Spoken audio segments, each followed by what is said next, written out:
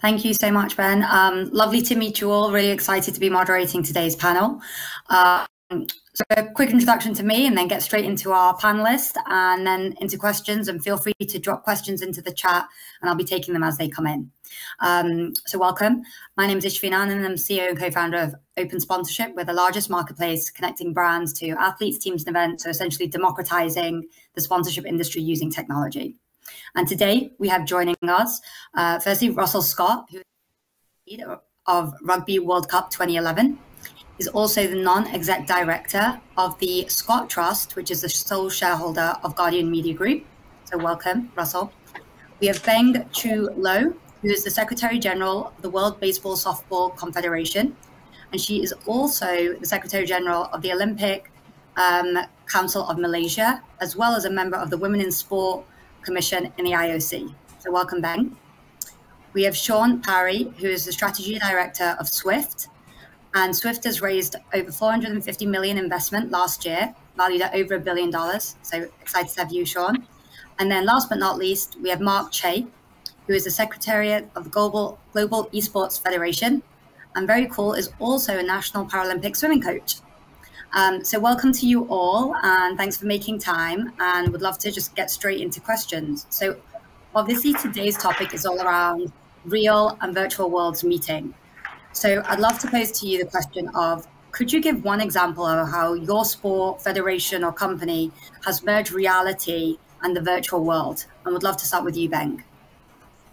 Yeah, thank you, Ishwin. First of all, just to let you know that I'm no longer with the Olympic Council of Malaysia. Back to your question, I think at the outset, we need to understand that physical sports and gaming or esports have always coexisted, perhaps on different types of platforms.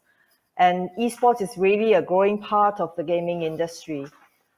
But what has happened is that with the lockdown measures of COVID-19, people have had to stay indoors, and therefore sports federations are now investing more and more. And the interest in gaming and esports has grown exponentially. And what we at the World Baseball Softball have done is that we've taken this opportunity to step up the development of esport version of our baseball and softball. And what we have done is that we've looked at two different sections. One is that we sourced a very good partner, one of the leading gaming publishers in the world for e-baseball, to ensure that we delivered a state-of-the-art, top-quality version of our sport. And the second is that we married elements of our physical sports, such as rules, regulations. We mirrored it against our own physical World Cups. Then we had athletes participating. We also had athletes being the commentators during the tournaments of the sports. So in that way, you sort of tried to bring the esports element and the physical element together, and they then can relate to each other a little bit more than what it would have been, where people thought that the gaming was on one section and the physical sports was in another, and it's totally different platforms. Lovely. Would love to pose the same question to Russell. Yeah, Ishveen, it's interesting. I thought I'd give quite a sort of practical answer to that. We are Rugby League World Cup 2021. We have an enormous number of stakeholders, between 32 competing teams in men's, women's and wheelchair tournaments running consecutively, and 21 host venues that we're playing at. And I think the point where our virtual world not just became a benefit but actually saved us was last year we were heading for a competing nations visit. And this was really an opportunity for us to get nations together, to start to build excitement around the tournament, start planning. But a critical part of that was to decide team priorities home and away. And suddenly we found ourselves, as I think everyone did, in a position where travel wasn't possible, where the opportunity to get people together was removed from us. And we very quickly moved to a virtual environment to deliver that, which quite interestingly also included a virtual toyncast, which is not something that we'd either thought of or come across before. but to be able to flip and engage people in that way was fascinating. I guess one of the big learnings for us was as a global event. Now in October next year, it's quite challenging to build a commitment from people early on to get large groups together. Actually, we were overwhelmed by the number of people who engaged with that. It was a really interesting story to tell and set us on our path for fixtures and team priorities for next year. Lovely. Super interesting. Thank you. Sean? Yeah, thanks, Ishveen. Yeah, just for anybody who doesn't kind of know what Zwift is, I think the relevance in this case is, it's a platform that allows runners, triathletes, and cyclists to train and compete in a virtual space. But it's really a physical platform, so it's physical esports where their performances on a bike or treadmill actually power their performances in the game itself. And I think, in essence, everything we do really merges virtual reality and physical reality in that sense. But I'll just give you a quick example around what we did with the Tour de France last year. And obviously, 2020 was a trepidatious year for sports events, and cycling didn't escape that either, including the biggest event in the world, the Tour de France. And we saw as a virtual platform that there was an opportunity there to help ASO, the race organizers, to fill the kind of content void during 2020, and quickly came about a deal to create a virtual version of the Tour de France with them. And that's really, it's a good example of where the physical and the virtual came together. So we created new virtual maps in game that were built around the real life France. And they were a mixture between a kind of sensationalized fantasy France and some actual real locations. So we built the Champs-Élysées, the famous last day of the Tour de France, replicated that kind of meter by meter. And also, for anybody that's climbed up it in Zwift, you'll know how horrible it is, the Mont Ventoux, which is one of the most iconic climbs. So we built those maps. We then staged the race, and the athletes, who were obviously distributed around the world, and at the time, a lot of them probably isolating, were able to take part in 6 stages that we held over 3 weekends from wherever they were in the world, using their bikes to power their avatars in game. And we put together a big broadcast around each event and distributed that around the world using ASO's Tour de France distribution. We're also able to do other things in that context, like bring in the Tour de France commercial partners into the game, kind of, again, adding value to them in a period where there was no real audience for live sport for their rights. And really importantly, it was the first time that we'd, ever in the history of the Tour de France, that there was an equal platform for men and for women during the event. And it was something we pushed for pretty hard, and as now was the precursor to the Tour de France Femme, which will be happening the inaugural edition in 2022. But probably the biggest thing around that integration for me is how then you're able to link mass participation events in a global sense to it. And we held a mass participation series directly linked to the Tour de France, which allowed fans around the world to race on the same courses and ride the same courses as the actual athletes were in the game. And 230,000 people took part in that experience, which is, if you imagine trying to do that in real life, it's vastly higher numbers than you'd ever be able to achieve with a real life mass participation event. So yeah, that's probably a good example of how that all comes together. Thank you. And Mark, just as a reminder, we're asking, could you give an example of how your federation has merged reality and the virtual world, please? Yes, thank you, Ishvin, and thank you for having me here. Good morning, good afternoon, good night. I'm Mark from the Global Esports Federation, and what we do is to promote the credibility, legitimacy, and prestige of esports. Through the various genres of structured video games competitions, we showcase the very best of our esports and athletes through our shared values of equality, fair play, diversity, inclusion, and innovation.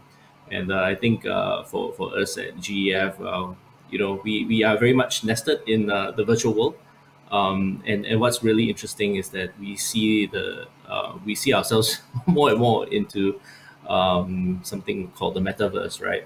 Which brings a new dimension to what we do and how we express our motto, "World Connected." And this enhanced level of connectedness is something which will change the way we interact and perceive ourselves. And for the GEF, through this enhanced level of connectedness, we're able to further our values, which include inclusiveness and equality. We're able to empower our players. They have greater ownership, as well as add greater value to our partners through engagement, through access to new demographics such as the youth.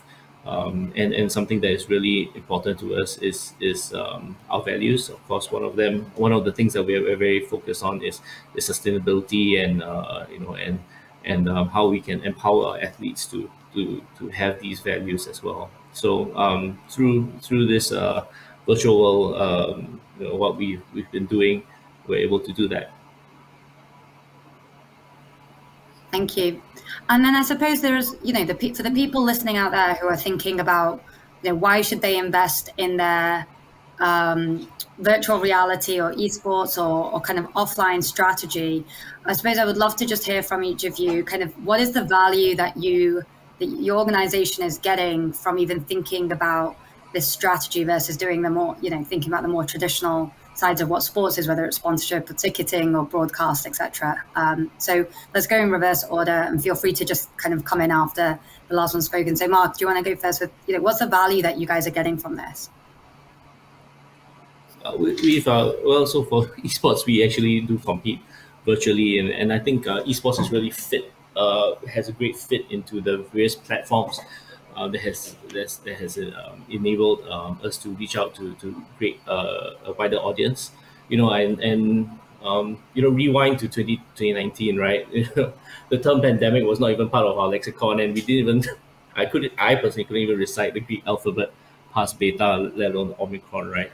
But I think what we have been able to do is that we're able to engage, right? And I think everyone through wanting this opportunity to connect, to be entertained, they saw esports or actually competing on virtual platforms as a way for them to still be engaged with their sport. And I think that for GEF has opened a new genre of esports. Traditionally what we think of esports is played on consoles, on mobile phones, on PCs, right? But now we're moving. We have this new genre called active esports, right? Where we're able to, where the technology is there for people to use their bodies as controllers, right? And I think that is facilitated by companies like Zwift, for example, right? Where you're able to cycle and use treadmills and compete. We've been working with the World Taekwondo Federation to help them with their own version of virtual taekwondo, where that has broken down barriers for people of different ages, weight classes, genders to be competing with each other, sparring with each other. And in this time where we are familiar now with social distancing, and we probably still can't connect physically with people. And for sports like that, it's a lifeline for them to still engage in their community and still bring in new blood into the community. Yeah, I think I'll also probably just offer a few thoughts, and mainly on the context of major events. And I think probably something this audience is interested in. I think it opens up for me a whole new genre of hosting opportunities that are kind of virtual rather than physical.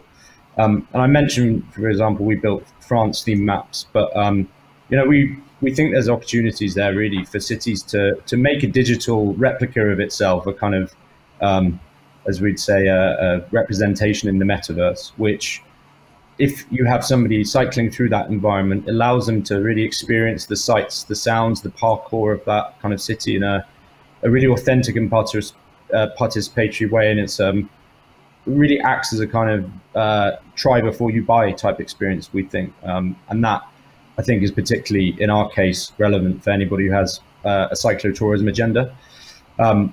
We've built a load of real-life maps, including Yorkshire, Innsbruck, Richmond, Bologna, etc. And there's tens of millions of hours of exposure that those destinations get as a result of people riding through them. So I think there's virtual hosting opportunities, which is a really interesting theme. There's opportunities to reimagine how events are actually delivered. And you'll hear a little bit, I think, after this about Super League Triathlon. But it's a great example for me where by utilizing a virtual platform like Zwift, Super League Triathlon have taken a normal triathlon and turned it into a short, sharp, arena-based experience where Zwift is used for the cycling and running elements of that, and people are swimming in the pool. And it does take the what would be a very large operational footprint and allows you to compress that in a way which is innovative and allows people to enjoy it in the same space. Beyond that, obviously, if you have things like virtual roads, you don't need to close real life roads. So some of the big hurdles and operational expenses for cities of putting events on can dissipate by using virtual platforms in a smart way. And then I think the other thing is about mass participation, and we've heard around Paris looking at mass participation as a core factor of the Olympic Games, and it's a huge thing now in terms of how people can participate more actively in major events. And the scalability of a virtual platform means that you can drive global participation from hundreds of thousands or even millions of people around the world without them needing to be physically present in the location. And you can still do that in a really authentic way. And I think, for me, that opens up a huge amount of opportunity about how you can activate major events globally in the future with people taking part directly. It's interesting. I think I'd pick up on Sean's point, and certainly from our perspective, hosting a World Cup creates an enormous opportunity to grow our audience. And I guess I'd see more than an opportunity, a responsibility, really. We have 21 competing nations, and some of those competing for the first time. In the men's competition, we've got Jamaica, we've got Brazil competing in the women's tournament. And the challenge there, I think, is firstly to reach out and engage a new audience, to tell the story in a way that perhaps will connect with them, so that we can build some anticipation ahead of the sport, ahead of the tournament. But alongside that, and I think everyone is aware of how valuable attention is from an audience. If we get a moment's attention through a piece of brilliance in one of the wheelchair games, how do we use data and use a virtual environment to tell the story about the athleticism of those participating in the tournament, to educate the audience, so that as the World Cup reaches its climax and we have our 3 finals in Manchester in November, we leave the sport with a wider, more diverse audience than we started with. And a lot of that is not through the sort of traditional storytelling of the 80 minutes of play on the pitch, but how people are able to understand the pace and skills of the athletes, how we're able to reach out onto platforms that aren't populated by people who would see themselves as rugby league fans. And it's a great opportunity for us. I think apart from what Mark and Sean said about connectivity, I think sports organization, like for us at World Baseball Softball, we realized that esports is a reality. And it's a tremendous growing opportunity, particularly during the 2 years lockdown, where people had to stay at home and go online to be connected. And because of that, we have developed a long-term strategy, and it's what Russell said, you need to reach out to diverse audience. And what we've done is that our long-term strategy, we're also looking at diverse ways of connecting people. So it's not just mobile applications, we are also looking at the high-level console pro versions, and we're also looking at the hybrid, virtual reality versions. So apart from diverse audience, we're also looking at diverse ways of engaging people at different types of levels and multiple levels. And because of that, you manage to engage your existing fans, whether they are interested in your physical sports. You're also engaging with new fans, where the people in the gaming industry and esports may begin to have a more interest to watch even the physical sports that are going on. And then it allows us to grow our brand, what we call globally, because you're reaching out to people who never thought that they would be watching a baseball or a softball game, because they are just interested in the gaming, but because the esports version of our sport connects to physical World Cups. You have real athletes that are the commentators, and therefore they can connect, and therefore you generate a better interest with fans in the digital gaming space. And for us, very important as well as any organization, it also allows us to realize more commercial opportunities and new revenue streams. It allows us to forge new partnerships with different types of companies and organizations, which we would not have thought was more important or more relevant. But with the current situation everyone is in, it is very important for us to work with the best in not just the physical world, but also in the digital world. And of course, what's very big today, data. And because sports organizations have access to huge database, we also have to ensure that we protect, because the privacy of data is very important. But we also have this data that we are able to perhaps, look across and see what's of interest, what sort of fans we have, who are interested, how to build our brand and expand the opportunities apart from the revenue. Yeah, I love that point about being able to use like the athletes as commentators on the esports games. It feels like someone who's focused on athletes a lot, such a great revenue potential for them that's so organic and authentic, but wouldn't be there without this esports opportunity. So that sounds great. So my next question is actually in line with someone's question from the audience. So I'll say them both, and then Mark, I'll pose it to you first, but feel free anyone else to jump in. Mark, we talked about esports, how it can be seen as a threat or an opportunity. I know there's a lot of traditional sports people out there who feel like being able to game is against everything as traditional athletes, like going outside and communicating and being with friends. So I suppose would love for you to kind of talk a bit through like, why is it not a threat to traditional sports? And then just piggyback on that. So we have a question from Thomas in the audience, and he said, how are esports virtual sports perceived by federations, event organizers? Is this a nice to have or an intrinsic part of events and revenues going forward? Great, thank you, Ishvin, and thank you, Thomas, for the question. I actually come from traditional sports. I swam at 2 Olympic Games, and I currently coach the National Paralympic team. And I think the one thing that people don't understand is that the esports players of today, they actually are real athletes, right?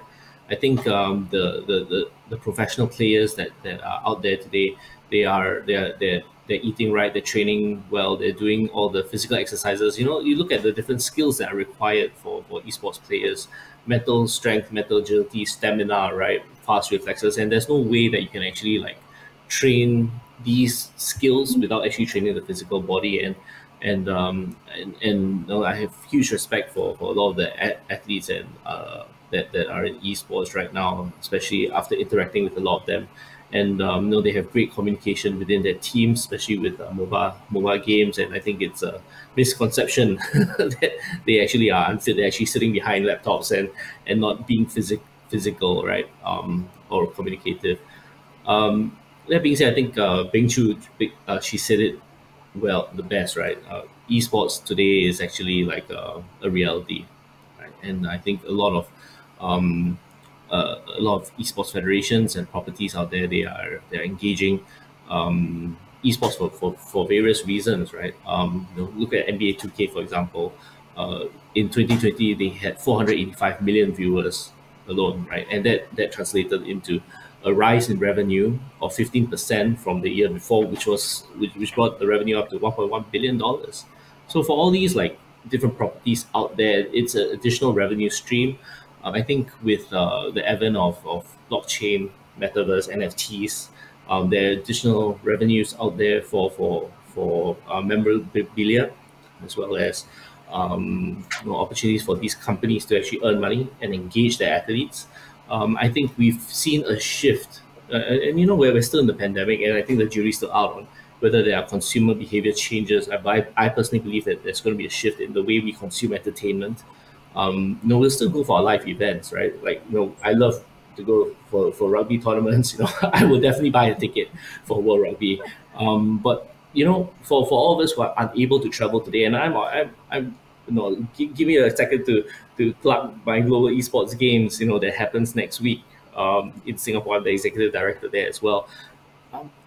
The ability to bring athletes to a single location to travel nowadays, and I think this is going to be a problem for the next few years, is real, right?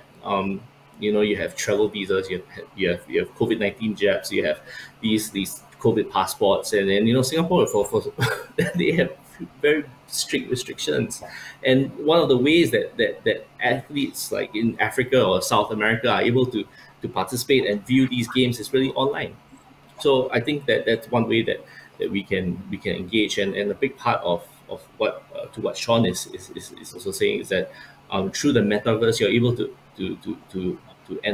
talk about tourism, and I think a lot of governments are actually coming into participation or sports through the metaverse to be able to promote their countries, promote tourism. So when we are able to then travel, we can, and we are interested and will be engaged at that point of time. So I think for sports organizations or traditional sports, I hate that term, right? But I think they shouldn't be afraid. They shouldn't see esports or virtual sports as a threat. They should actually embrace it and use this as an opportunity to engage a wider demographic, engage a demographic that wants to be entertained, that is open to experiencing new experiences, especially during this period of time. And not just be so focused on the demographic that they can reach, because that's what they've been traditionally doing. Mark, yeah, sorry, Mark, as a real sport, I'm quite happy to be a real sport. I think we looked very closely at, and really enviously, at the scale of audience and reach in some of the esports arenas. And the biggest challenge for us was authenticity. Rugby league doesn't have an esport representation. And I think a lot of the areas we looked at where there may be links across to those sort of environments, without that core sort of gaming following, it forced us really to be much more creative about how we approach this, rather than a sort of central link to a game. Yeah, I was just going to add, I think, in terms of a bit on the opportunity side, and it's an interesting difference, I suppose, when there's physical aspects to a sport that already exists, and that's probably where the cycling example's an interesting one, because what we see, I think, in the real world are a huge amount of barriers to a lot of people around the world taking part in cycling as a sport in general. You have urban conditions, you have traffic, you have road safety, you have access to facilities, you have all of the things that I think are barriers to sports participation in general that play out in cycling. And a virtual platform is actually a way really of overcoming those barriers and introducing new people into a sport that wouldn't have taken it up and wouldn't have accessed it. And what we see quite a lot actually is that a lot of people will come and do their first ever cycle ride on Zwift, and they'll grow confidence in their fitness, in their ability. And then from there, they go and join their actual club in real life. They go and ride on the road in real life. And in some cases, we've seen people actually go and race at the highest level in real life. And I think there's definitely, stories around the other way around, which really mean that virtual platforms can help actually drive new participants into a sport that probably wouldn't have considered it because of some of the barriers that exist in real life. So I think there's definitely opportunities from that perspective, and there's huge opportunities in other ways, we identify talent using big data in a very democratic way, and you can essentially look at. There's a program called Zwift Academy where we put 200,000 riders through a talent ID program, and the best of those riders are being fed directly into World Tour team squads. And I think one of them in their first race came second in a World Tour event, which was an amazing validation of that process. But there's ways, again, of, I suppose, complementing the overall growth of the sport in general and not seeing it as an either or, but seeing it as a complementary bolt-on that helps to grow the size of the overall pie rather than being in conflict with anything that exists. So yeah, I think that's certainly how we see it from a cycling perspective. Yeah, I think that's Ashwin, yeah. I think all I can say, Ashwin, is if anybody thinks that it's a threat, then they need to change their mindset. And once you convert that into opportunity, I think you're going to see, not only lots of doors opening, but you're going to see your fan base growing, your revenue stream increasing, your interest in your sport growing. And just give it a chance. It's not a threat, but it offers tremendous opportunities. Yeah, no, I mean, great points. And you can imagine just even for sports like golf that have traditionally been very high, barriers to entry, someone comes in and if they're recognized through a program and then get scouted, that would be amazing. So love that example. I suppose a great follow on to next question that was directed towards you, Beng, which is the Olympic virtual series that happened. Do you see that being continued for all future Olympics? Because yeah, again, back to Thomas's question, like, is this around to stay, this virtual mix? Yes, before the OVS started, everybody thought that, the IOC or the Olympic movement is never going to allow gaming or esports into the Olympics because, it's got all the negative elements. But what I can tell you is that the IOC, I must congratulate them for being open-minded. They looked at elements, they looked at how gaming and esports could incorporate the values, the Olympic values that they wanted to promote, not only to the athletes who were involved in the physical sports, but also this whole new digital platform of participants. And they had the first official Olympic event featuring just esports. We were very lucky to be one of the 5 international federations invited to this historic event. We participated using our eBaseball with our partner, a very prominent video games publisher, because we wanted to ensure that we had a top quality event to present. And it was an online tournament based on physical Olympic sports, which many people didn't think it would ever happen. And the participants themselves, it was akin to athletes, they had a taste of what it was like to participate in an Olympic sports. There was a preliminary, there was a final, and was very exciting because it culminated in the finals on Olympic Day, which is 23rd of June. And this brought the whole virtual world of esports in touch with the real world of physical sports. And yes, I can tell you esports, and as I said, the OVS is definitely going to continue, and I can only see it growing from strength to strength with more international federations wanting to participate, because it's just amazing, the results from the first OVS. Lovely. Really like that. Question to you, Sean. So there's obviously a lot of bike, companies out there, or hardware fitness companies out there. What made you guys decide to go down this, like, partnering with federations or tournaments? And do you feel that this move has almost kind of changed your mission values, or made you more act like a not-for-profit than a for-profit? Yeah, great question. I think very topical as well. I know there are a wide number of national federations, international federations thinking about this the other way around. And I'll come at this from a cycling perspective primarily, because we also do work in triathlon and running, but I'll focus on cycling.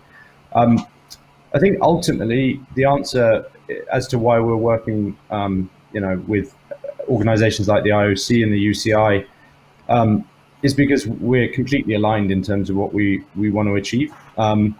with those organizations. And, you know, ultimately, what are we both trying to achieve?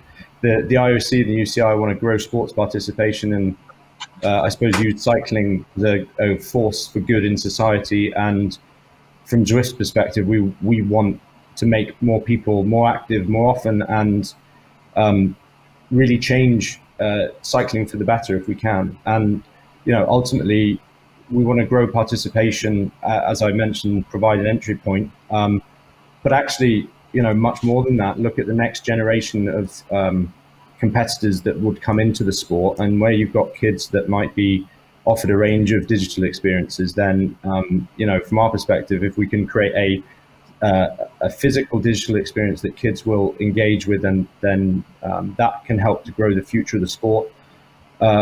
Women's cycling at all levels is an absolute priority, and we really think that a platform like Zwift or virtual cycling in general can really drive in the women's side of the sport. And really then to kind of wrap that all up, like, we want to create a new discipline of cycling with these stakeholders that's relevant and fit for the future. And I think that means built on entertainment, short, snappy, and tailored to modern lifestyles. And, you know, if you wrap all of that up, I think that's completely consistent with what the IOC and the UCI would want to achieve. And from our perspective, you know, ultimately we'd love to see cycling esports become an Olympic sport one day. And I think mainly because it feels like the best way and the quickest way of starting to achieve all of the things and all of the potential that we think this has got. So, you know, if we want to do that, we have to work hand in hand with the UCI and the IOC. And we started to do that over the last couple of years by running a world championship, first ever time. A virtual world championship has been run in cycling, and we're coming up to the second iteration of that this February. As Beng mentioned with the Olympic Virtual Series, we're also you know, privileged to be a part of that too. And I think from our perspective, it's all part of bringing awareness and visibility around this kind of experience to the widest audience possible, and hopefully having a positive impact on the future of sport in that way. So yeah, from our side, that's very much our focus on working with those stakeholders. Lovely, thank you. And so last question, I know we've got 4 minutes left, so if anyone has a quick question, drop it in, but we may not have time. So Russell, obviously the tournament's coming, and there's going to be a lot of fans who would love to be in the stadium but can't. And then I also loved your aspect on wheelchair rugby, because, you know, there's probably a lot of fans out there who can't make it into the stadiums because of disabilities or, you know, for other reasons. I'd love to hear a little bit more about, you know, how are you connecting to these audiences in a meaningful way? And are you shifting your strategy based on the people who might be in England or versus international, and timing differences, and those who might not have access to a broadcast feed versus following it on social? It's a really good question, Ishvin, and it's interesting. It strikes me that as Sean takes his journey from virtual into the real world, and we do that in the other direction, I wonder if we meet somewhere in the middle, both looking to develop new audiences in different ways. I was struck very much over the last year, particularly when sports started to restart and were played behind closed doors without fans in place, just how much of an impact fans have on the event, and not just financially, but to the experience and also to the results of the games.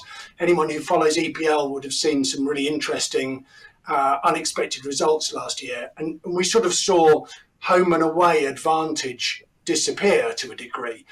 And it started us thinking from an original thought process that we are a global event, but staged in England.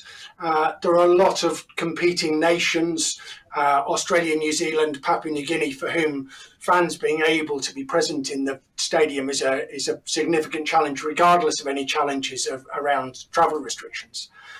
And one of the interesting projects that we've looked at is not just how we give those fans shared experience, which would need to be a virtual one, but whether or not actually we can do something to help them project that back into the venue in a way that makes a difference to the actual event.